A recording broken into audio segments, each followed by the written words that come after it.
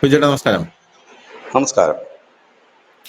ആദ്യം തന്നെ നമ്മുടെ പ്രേക്ഷകർക്ക് എല്ലാവർക്കും ഒരു ഉത്രാട ദിനാശംസകൾ നേർന്നുകൊണ്ട് നമുക്ക് യുദ്ധത്തിന്റെ വാർത്തകളിലേക്ക് കിടക്കാം. കാരണം നമ്മൾ നിരന്തരം ഡിസ്കസ് ചെയ്യുന്നത് യുദ്ധത്തിന്റെ വാർത്ത. അപ്പൊ അവർ വിചാരിക്കുകയായിരിക്കും ഈ നല്ലൊരു നാളിലെങ്കിൽ ഇവർക്ക് വേറെ ഒരു വാർത്തയില്ലെന്ന്. ഹാപ്പനിങ്സ് ഉണ്ടായി കഴിഞ്ഞാൽ നമുക്കൊന്നും ചെയ്യാനായിട്ട് സാധിക്കില്ല. അപ്പൊ നമുക്ക് എന്തായാലും പെട്ടെന്ന് അവർക്കൊരു വലിയ ഒരു എപ്പോഴും ഉള്ള ഒരു പരാതിയാണ് ധനുഷ് ഇങ്ങനെ ചോദ്യങ്ങളൊന്നും വലിച്ചു നീട്ടരുതെന്ന്. ഇപ്പൊ വലിച്ചു നീട്ടുന്നില്ല, കാരണം ഇതൊക്കെ കഴിഞ്ഞ് നമുക്ക് പായസമൊക്കെ കുടിക്കാനുള്ളത്. അതുകൊണ്ട് ഇപ്പൊ ഒരു വലിയ ഒരു വാർത്ത വന്നിട്ടുണ്ട്. പുടിൻ ട്രംപുമായിട്ടൊന്ന് ഇടഞ്ഞിട്ടുണ്ട്. ട്രംപ് പുടിനുമായിട്ട് അങ്ങോട്ടും ഇങ്ങോട്ടും ഇടഞ്ഞിട്ടുണ്ട്. കാരണം ഇനിയിപ്പോ കയ്യിൽ നിൽക്കില്ല എന്ന് ഇവർക്ക് മനസ്സിലായിട്ടുണ്ട്. അതുകൊണ്ട് തന്നെ വലിയ രീതിയിലുള്ള തുറന്ന ഭീഷണികളിലേക്ക് കാര്യങ്ങൾ പോവുകയാണ്. നേരത്തെ മുനവച്ചുള്ള വാക്കുകളും ഒളിയമ്പുകളുമാണ് അങ്ങോട്ടും ഇങ്ങോട്ടും അയച്ചുകൊണ്ടിരുന്നതെങ്കിൽ ഇപ്പൊ യുദ്ധത്തിലേക്ക് തന്നെ പോകുമെന്നാണ് പറഞ്ഞിരിക്കുന്നത് ട്രംപ്. അത് ഉടനെ തന്നെ ഉണ്ടാകും എന്നും ട്രംപിന്റെ ഒരു വാക്യങ്ങളിൽ നിന്ന് നമുക്ക് മനസ്സിലായി. ട്രംപ് ആയതുകൊണ്ട് റഷ്യയും അമേരിക്കയും തമ്മിൽ ഒരു യുദ്ധം ഉണ്ടായി കഴിഞ്ഞാൽ അത് ലോകാവസാനത്തിലെ പര്യവസാനിക്കുന്നു എന്നുള്ളത് കൊണ്ടും ട്രംപ് ആദ്യം എന്താണ് നാറ്റോയെ മുന്നിൽ നിർത്താനായിരിക്കും ശ്രമിക്കുക. കാരണം ഒരു ഡയറക്റ്റ് ഫൈറ്റിലേക്ക് പോവില്ല എന്നാണ് മനസ്സിലാകുന്നത്. അത് കണ്ടുകൊണ്ടാണോ എന്നറിയില്ല. കഴിഞ്ഞ ദിവസം ഞാൻ വിശ്വട്ടനോട് പറഞ്ഞിരുന്നു, യൂറോപ്പ് ഇപ്പോൾ 467 ബില്യൺ ചെലവഴിച്ച് അവരുടെ പ്രതിരോധ സേനകളെ വികസിപ്പിക്കുന്നു. പ്രതിരോധ സേന വികാസം എന്ന് പറഞ്ഞാൽ അത് സൈന്യത്തിന്റെ ഒരു ഇതിനല്ല അവർ യൂസ് ചെയ്യുന്നത്, ഒരു ക്ഷേമത്തിനല്ല യൂസ് ചെയ്യുന്നത്, മറിച്ച് വലിയ ആയുധങ്ങൾ മേടിക്കാനും ഗവേഷണത്തിനാണ് അവർ യൂസ് ചെയ്യുന്നത്. കാരണം അവർ ഗവേഷണം ഒരുപാട് നടത്തുന്നുണ്ട് കേട്ടോ. ഒരുപാട് പുതിയ പുതിയ സാധനങ്ങളൊക്കെ അവർ ഗവേഷണം ചെയ്ത് എടുക്കുന്നുണ്ട്. അപ്പോൾ ഈ ട്രംപിന്റെ ഈ ഒരു ഭീഷണി വന്നപ്പോൾ കൂടുതൽ ശക്തിപ്പെടുകയാണ് ഈ അഭ്യൂഹം. കാരണം ഇനി ഒരു യുദ്ധത്തിലേക്ക് തന്നെയാണ് പോകുന്നത്. അത് അമേരിക്കയും റഷ്യയും തമ്മിലായിരിക്കുമോ അല്ലെങ്കിൽ റഷ്യയും നാറ്റോയും തമ്മിലായിരിക്കും എന്ന് മാത്രമേ നമുക്ക് നിലവിൽ അറിയേണ്ടതായിട്ടുള്ളൂ. ഒരു ഭയാനകരമായിട്ടുള്ള സാഹചര്യമാണോ ഇപ്പോൾ ഉരുത്തിരിയുന്നത്? നമ്മൾ പേടിക്കേണ്ടതായിട്ടുണ്ടോ? എന്താ തോന്നുന്നു? അല്ല, ഇനിയിപ്പോ ഒരു യുദ്ധം ഉണ്ടാകുകയാണെങ്കിൽ അത് മൂന്നാം ലോക മഹായുദ്ധത്തിന്റെ ഒരു ഭാഗത്തേക്ക് നീങ്ങും. എല്ലാ രാജ്യങ്ങളും ഭയപ്പെടേണ്ടത്. നമുക്ക് ചിലപ്പോൾ ശാരീരികപരമായിട്ട് അല്ലെങ്കിൽ ജീവനാശമൊന്നും വന്നില്ലെങ്കിലും ജീവിതനാശത്തിന് ഒരു പരിധി വരെ അത് ഉപകരിക്കും. കാരണം അതാണ് അതിന്റെ പോക്ക്. ജീവന നാശമൊന്നും സംഭവിക്കില്ല, പക്ഷെ നമ്മുടെ ജീവിതത്തിന് മുമ്പോട്ട് കൊണ്ടുപോകണമെങ്കിൽ ഉണ്ടാകുന്ന ഈ ലോകത്തിന്റെ സാമ്പത്തിക ക്രമം തെറ്റുമ്പോൾ അതെല്ലായിടവും ബാധിക്കുമല്ലോ. അതൊരു ബുദ്ധിമുട്ടാണ്. പക്ഷെ ഇപ്പൊ ഇവിടെ നമ്മൾ കണ്ടിരിക്കുന്നത്, കഴിഞ്ഞ ദിവസം ഡൊണാൾഡ് ട്രംപ് മാധ്യമങ്ങളെ കണ്ടിരുന്നു. മാധ്യമങ്ങൾ കണ്ടപ്പോൾ അദ്ദേഹം പറഞ്ഞത്, ഞാൻ പുടിന് ഇനി സന്ദേശങ്ങളൊന്നും അയക്കില്ല, പുടിന് അറിയാം എന്നെ, ഞാൻ ആരാണ്, എന്ത് ചെയ്യുമെന്നൊക്കെ. അപ്പോ മാധ്യമപ്രവർത്തകർ ചോദിച്ചു, താങ്കൾ ഇതുവരെ എന്ത് ചെയ്തു ഈ പുടിനെതിരെ എന്ന് ചോദിച്ചു. അപ്പം ട്രംപ് ഭയങ്കര ക്ഷുഭിതനായിക്കൊണ്ട് ട്രംപ് പറഞ്ഞു, നിങ്ങൾ കാണുന്നില്ലേ റഷ്യയുടെ അടുത്ത പങ്കാളിയായ ഇന്ത്യക്ക് ഞങ്ങൾ കൊടുത്ത പണി, ഇനിയും ഇന്ത്യക്കെതിരെ ഞങ്ങൾ പണിയും. അതിപ്പോൾ പുടിന് മനസ്സിലായിട്ടുണ്ട് കാര്യം, പുടിന് വലിയ നഷ്ടമാണ് അതുകൊണ്ട് സംഭവിച്ചതെന്നൊക്കെ കുറെ തള്ളിമറിച്ചു. പുള്ളി വയലന്റ് ആയിട്ടാണ് പോയത്. കാരണം എന്നിട്ട് അവസാനം ട്രംപ് പറഞ്ഞൊരു കാര്യം, പുടിന് എന്ത് വേണമെങ്കിൽ തീരുമാനിക്കാം, സന്തോഷകരമായ കാര്യമാണ് പുടിൻ തീരുമാനിക്കുന്നതെങ്കിൽ ഞങ്ങൾക്ക് കുഴപ്പമില്ല, ഞങ്ങളും സന്തോഷിക്കാം.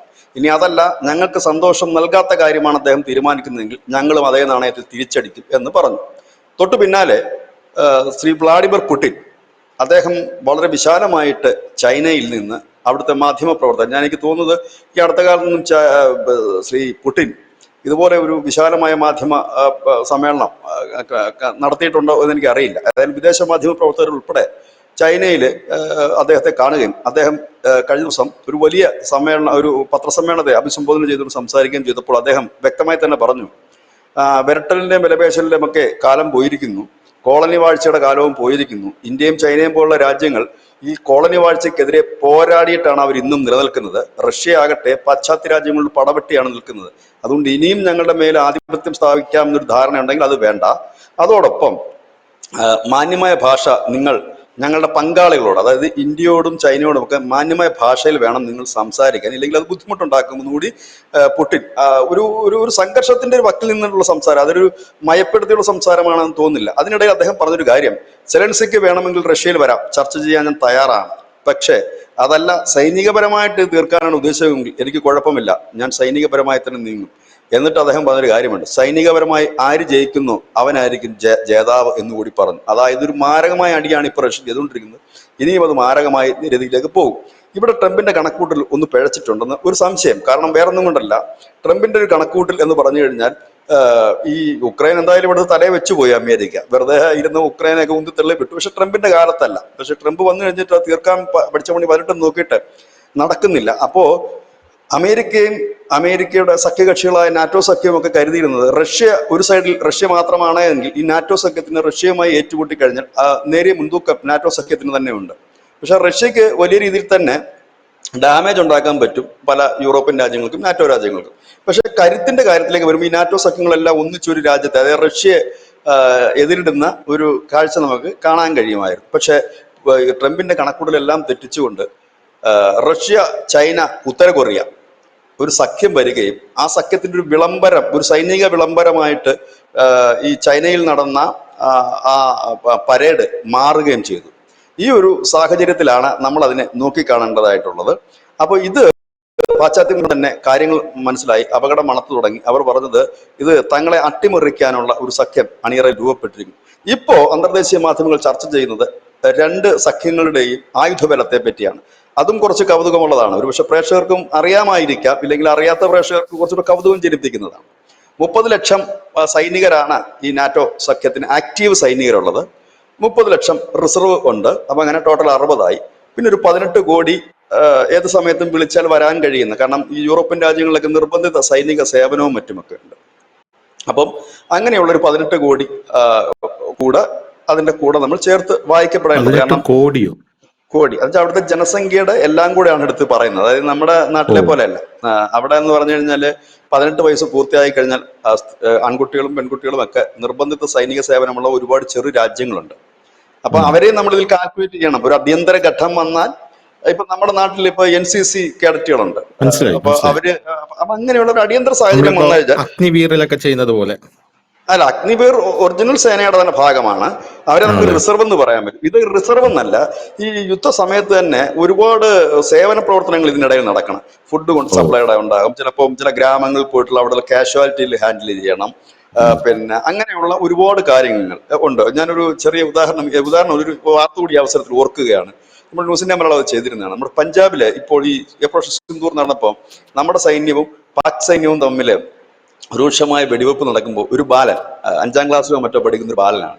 ഈ ബാലൻ നിരന്തരം ആ അതിർത്തിയിൽ ഉണ്ടായിരുന്ന സൈനികർക്ക് പാലും ബിസ്ക്കറ്റും ഒക്കെ കൊടുക്കുമായിരുന്നു. അത് വലിയ ഹീറോ ആയി. നമ്മുടെ ന്യൂസ് ഇന്ത്യ മലയാളത്തിൽ ആ വാർത്തയുണ്ട്. അല്പം പിന്നാക്കം പോയി സ്ക്രോൾ ചെയ്യാൻ ആ വാർത്ത കാണാൻ പറ്റും. വളരെ ഒരുപാട് ആദരം കിട്ടി. ഈ രാജ്യം മുഴുവൻ ആദരിച്ചു. ഏതൊക്കെയോ അപ്പം നമ്മുടെ സൈന്യം തന്നെ ഇപ്പൊ ആ കുട്ടിയുടെ വിദ്യാഭ്യാസം ഏറ്റെടുത്തിട്ടുണ്ട്. ഒരു പാവപ്പെട്ട വീട്ടിലെ കുട്ടിയാണ്, അപ്പൊ എടുത്തിട്ടുണ്ട്.